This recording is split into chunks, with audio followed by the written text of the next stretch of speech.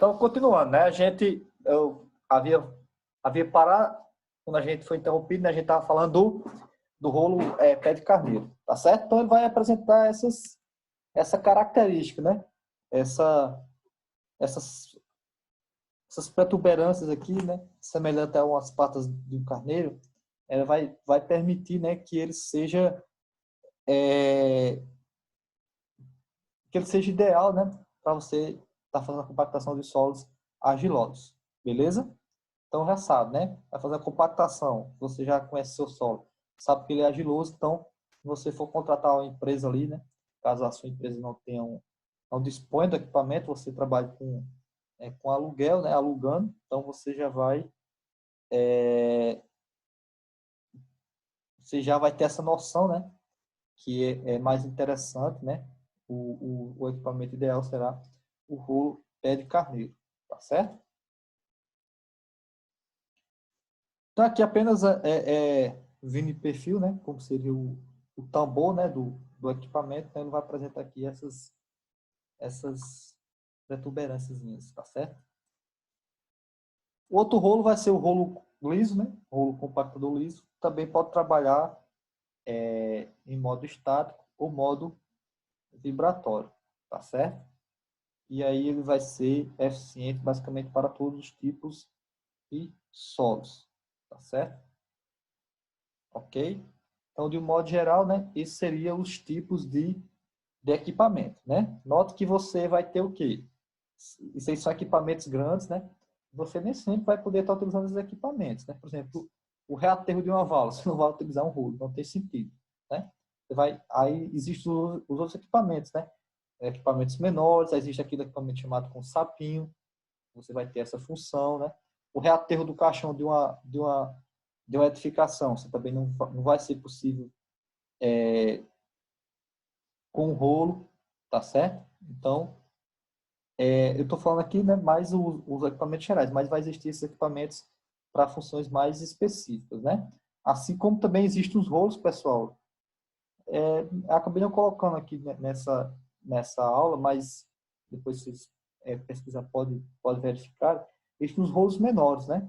Eles são operados inclusive através de controle remoto, né? Então, por exemplo, você vai compactar um aterro próximo a uma ponte, certo? Um talude ali, você tem um talude escalonado e você não possa estar trabalhando com rolo desse porte, né? Você vai trabalhar com o quê? Com um rolozinho, um equipamento menor, onde você vai estar operando ele por controle remoto, ok? Então, como eu disse, para maiores detalhes, maiores informações, né, é interessante consultar, né, o site dos fabricantes, que eles vão trazer todas as informações, né, relativas, né, a esses equipamentos. Tem alguns sites, alguns fabricantes trazem informações bem completas mesmo, inclusive, né, com características, né, qual vamos dizer assim, informações mais precisas do equipamento, né, para que tipo de solo, para que tipo de camada você vai estar executando, tá certo? Então, fica a sugestão aí, tá certo? Bom, outro ponto importante, né, seria exatamente, ok? Você, na compactação do campo, né, você determinar qual será, né, certo? O número de passadas do equipamento, né? O número de passadas do equipamento é que vai exatamente, né, determinar a energia de compactação, né, necessária para executar um determinado aterro, tá certo? E aí, pessoal, dependendo, né, muitas vezes a própria experiência, né, do operador, do encarregado, do engenheiro ali da obra, ele já vai ter essa informação, né, ele já vai ter essa noção e com grau, vamos dizer assim, de confiabilidade razoável, tá certo? Aí se você pegar uma obra de maior porte, né, uma obra mais importante, uma obra que requer mais cuidado, né, pelo próprio porte, inclusive pelo próprio valor que ali está sendo investido, né, se justifica o quê? A construção de um aterro experimental, né? Você vai fazer o quê?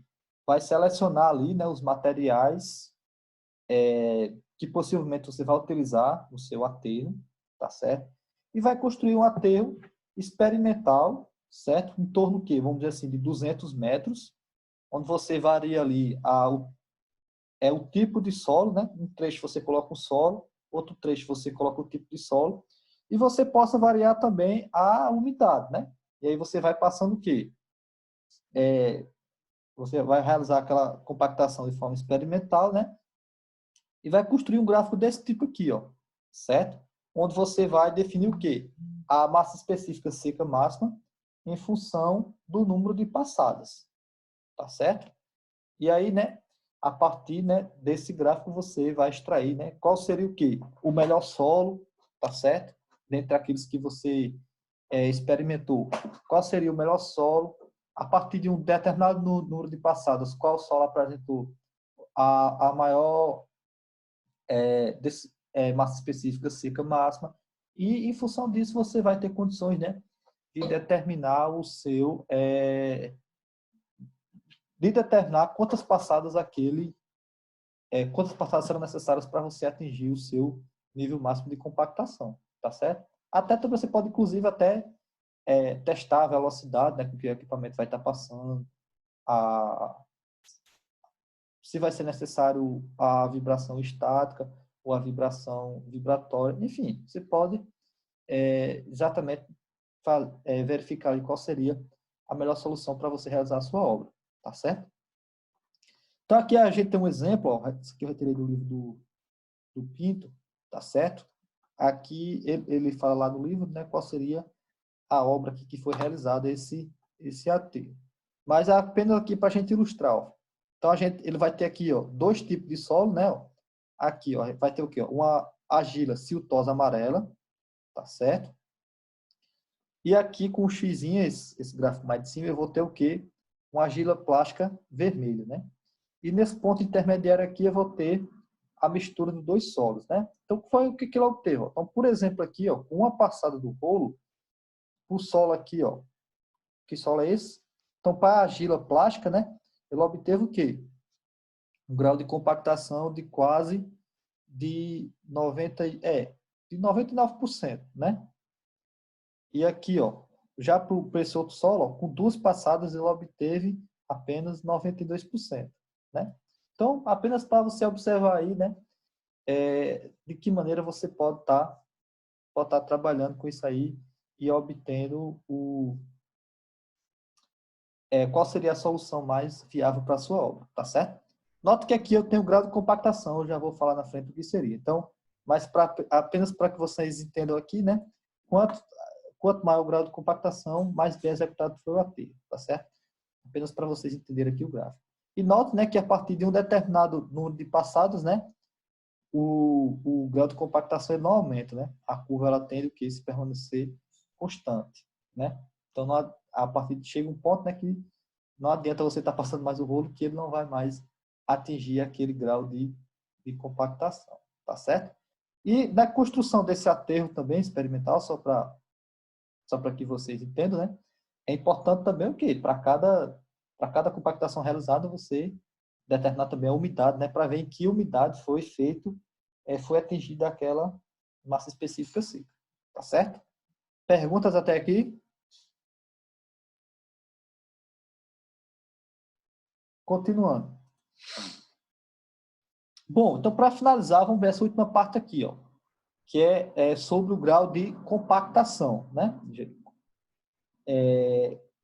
Ou melhor, sobre o controle da compactação. De que maneira a gente vai verificar se aquela compactação que nós realizamos lá na obra, se ela foi feita de forma adequada, né? Se nós podemos aceitar aquela compactação, tá certo? Então, conforme eu já falei, a gente vai avaliar, né, essa compactação, a gente vai controlar essa compactação através do que a gente chama de grau de compactação, né? Acabei de mostrar anteriormente ali para vocês, tá certo? E o que seria o grau de compactação, pessoal? Seria, ó, a relação, certo, da massa específica, é, quando eu falo massa específica aqui, entenda, né, que é a massa específica seca máxima, tá certo? Então, o grau de compactação seria o quê? A massa específica que eu determinei em campo, tá certo? E a massa específica do laboratório, né? Então, eu vou multiplicar aqui por 100, né? Para eu obter, né, o resultado em porcentagem. E esse grau de compactação, pessoal, ele tem que ser maior ou igual a 100%, tá certo? Ou seja, a densidade de campo, ela tem que ser maior ou igual daquela densidade que foi obtida em laboratório, tá certo? Para alguns casos, né, para alguns aterros que você tenha um nível de exigência menor, né, então é aceito um grau de compactação mínimo de 95%, ok? Mas, de um modo geral, o grau de compactação ele tem que ser maior ou igual a 100%, tá certo? Então, apenas voltando aqui na questão do aterro experimental, né, para a gente ilustrar esse exemplo, né? Nota que aqui eu estou representado em grau de compactação. O que foi que eu fiz? Para esses solos aqui, por exemplo, vou pegar aqui a argila, a argila plástica vermelha, que apresentou o melhor resultado, né? Então, no campo, né? Então, com duas passadas aqui, vou considerar duas passadas aqui, ela obteve aqui um grau de compactação de 100%. Quer dizer o seguinte, que eu peguei esse material, ensaiei no laboratório, né? E obtive uma massa específica, tá certo? Encontrei um determinado valor. Aí, o que foi que eu fiz? Peguei essa umidade lá, umidade ótima, né? E executei essa compactação do campo com esse mesmo material. E obtive o mesmo, né, o mesmo valor de massa específica à parede seca, né? Então, quer dizer o quê? Que essa compactação ela foi realizada de forma adequada, né? O número de passadas foi adequado, o equipamento foi adequado, a umidade foi adequada, de modo que eu atingi meu objetivo, que era atingir um grau de compactação igual ou superior a 100%. Okay? Então, mas como é que a gente vai definir esses valores, né? A densidade do laboratório a gente acabou de ver. A gente acabou de aprender como é que se determina, através do ensaio. Pronto. Vai pegar o material, fazer todo aquele procedimento, preparação de amostra. Com a amostra preparada, vamos submeter ele, né, a alguns pontos, né, de umidade diferentes, de modo que a gente vai traçar uma curva de umidade versus massa específica, onde a gente vai obter uma umidade tida como umidade ótima e a massa específica correspondente a essa umidade, né, que é tido como a massa específica aparente seca máxima, né? A gente acabou de ver isso. Até aí tudo bem. Mas como é que a gente vai determinar a densidade do campo? Isso aí a gente não aprendeu ainda, tá certo? A gente vai fazer isso, pessoal, com o procedimento conhecido como densidade aparente in situ. Nota que aqui eu falo densidade, né? Mas seria a mesma coisa, nesse contexto, tá certo? Seria a mesma coisa de massa específica. Então, a gente vai determinar o quê? A massa específica aparente in situ, ou seja, no local, tá certo? Que vai ser aqui, através desse equipamento, né? Esse ensaio vai ter o nome do seguinte, determinação da massa específica aparente seca in situ, que era conhecido como método do frasco de areia. Por quê? Porque no procedimento ele é utilizado um frasco de areia conforme esse frasco que está aqui ilustrado, e seria essa situação aqui, nessa foto que está ilustrando aqui exatamente o cara determinando aqui a densidade in situ de um determinado aterro que foi realizado aí. Esse ensaio, pessoal, ele é feito a partir dessa norma aqui do DENIT, a 092 e 94, e como seria isso? Então, como ele diz, né, você vai utilizar aqui um frasco de areia, tá certo? Dentro desse frasco de areia aqui, o que vai acontecer? A gente vai ter uma areia que a gente vai chamar uma areia padrão, uma areia calibrada, onde essa areia ela é conhecida o quê? A sua densidade, tá certo? Então, lembrando que a densidade ou massa específica, aqui em mecânica dos solos, né, é assim, né, no contexto dessa aula de hoje, vamos considerar que seria a mesma situação. Então, se nós sabemos, né, a massa específica, no caso dessa areia, né, e eu souber o volume dela, um determinado volume, eu vou saber a massa que vai ter daquela areia, né, isso, ou vice-versa, tá certo? Então, o fato é que eu tenho aqui dentro desse frasco uma certa quantidade de areia, certo? Onde eu vou saber exatamente o que a massa específica dela, porque ela já foi calibrada anteriormente, né? Já foi determinada a massa específica dessa areia e é conhecida, tá certo? Essa é a primeira informação.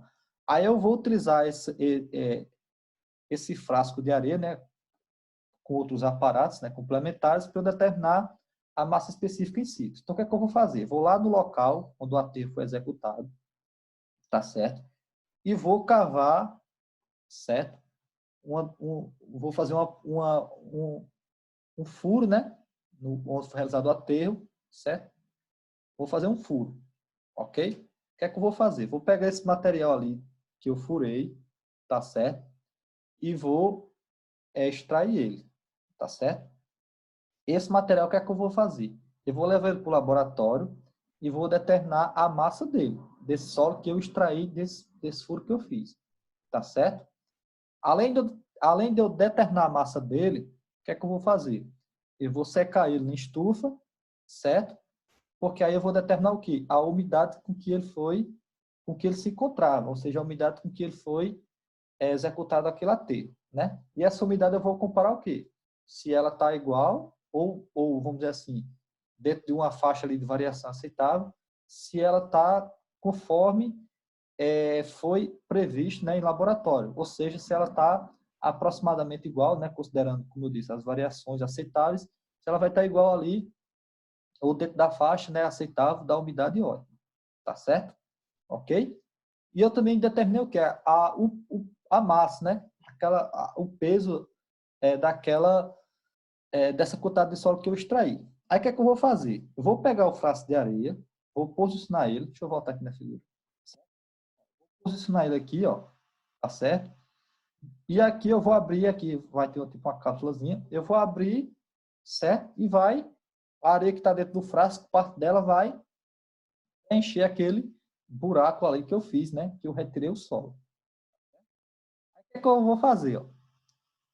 Antes, eu determinei o peso, né? O peso de areia, o peso do frasco de areia. Eu sei quanto de areia tinha anteriormente, tá certo? Aí depois que eu coloquei parte dessa areia dentro do buraco, aí eu faço a nova pesagem do frasco de areia, né? Então, quando eu subtraio o peso inicial do peso final, eu vou ter o quê? Uma diferença de peso aí, né? Essa diferença de peso da areia é exatamente a areia que se encontra dentro do buraco, não é isso? Certo? Aí o que acontece? Eu sei a densidade da areia, conforme eu já disse, essa densidade ela é determinada anteriormente. E eu sei também a massa de areia que está dentro daquele buraco. De forma que, a partir da relação da própria definição de densidade, né, ou massa específica, eu vou determinar o quê? O volume daquela areia que entrou naquele buraco ali que eu fiz, que eu escavei. Tá certo? E esse volume de areia, pessoal, é exatamente o quê? O volume do buraco que foi escavado. Não é isso? E esse volume desse buraco que foi escavado é o quê? É o volume do solo que eu extraí. Tá certo? Então, quando eu pego esse volume de solo, né? Esse volume de solo ele vai apresentar o quê? A massa, o valor em peso, né? Que eu pesei anteriormente no laboratório. Então, quando eu divido essa massa por esse volume dele, que eu determinei indiretamente através do frasco de areia, eu vou ter o quê? A densidade in situ daquele solo, daquele aterro ali que ele foi compactado. Então, quando eu divido a massa pelo volume, eu vou ter o quê? A massa específica aparente seca máxima. Tá certo?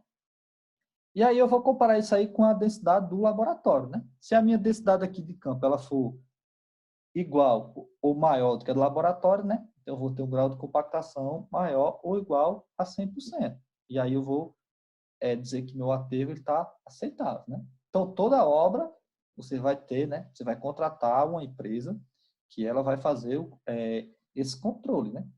Aliás, qualquer não só em relação ao solo, mas todos os materiais você faz esse controle, né? Concreto, por exemplo, quando você concreta, quem estagia, quem trabalha na área sabe disso, né?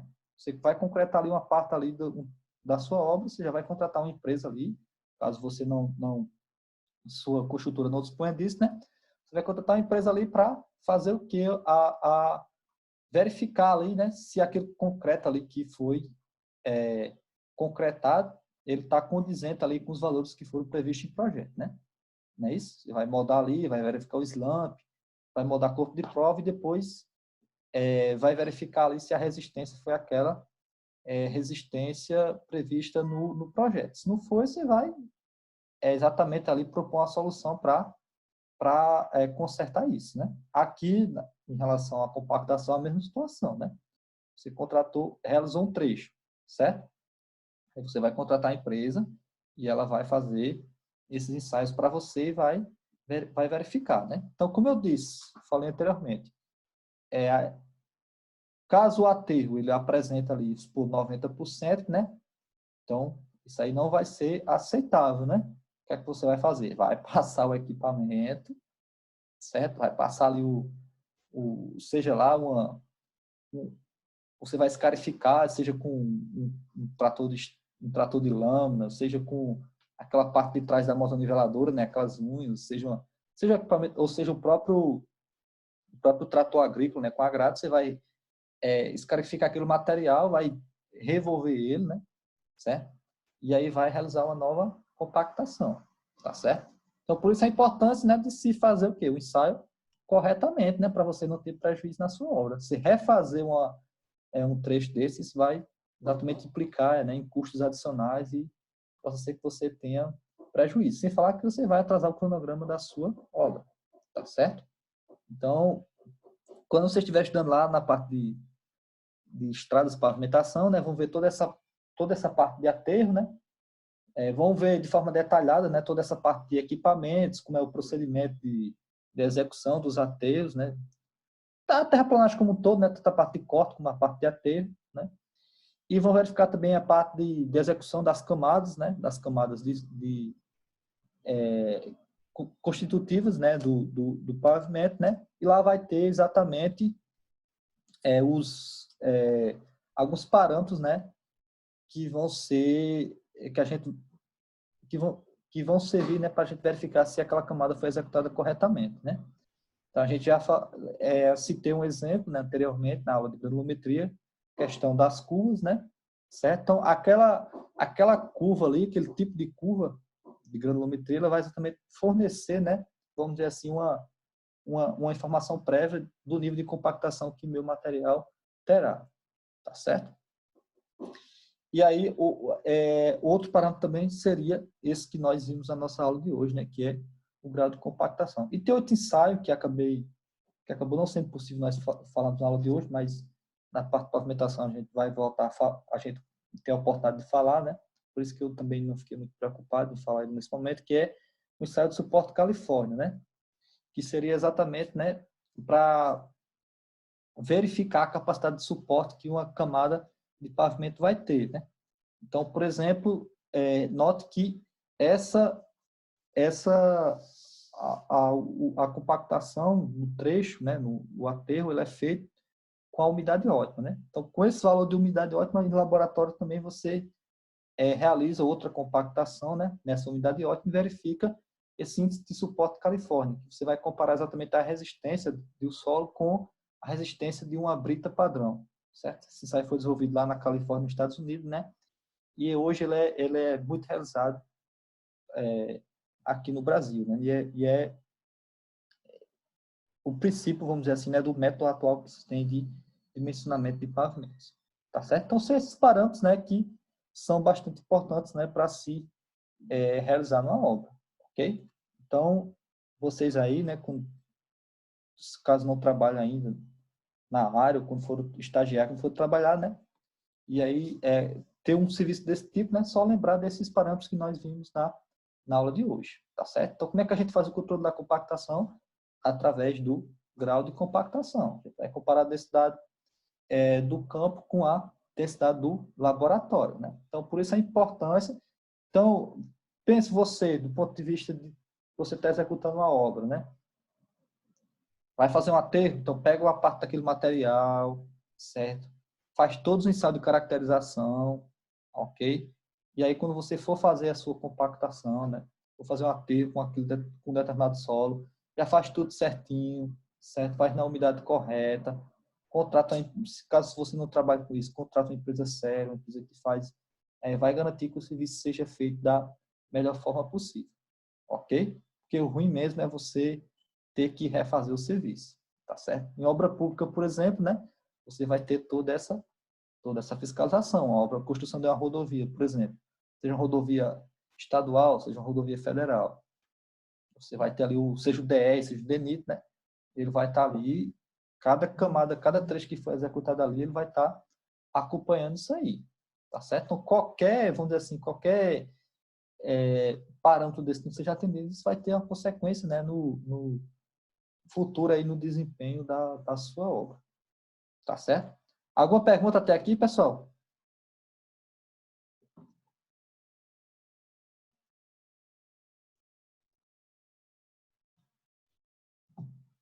Perguntas?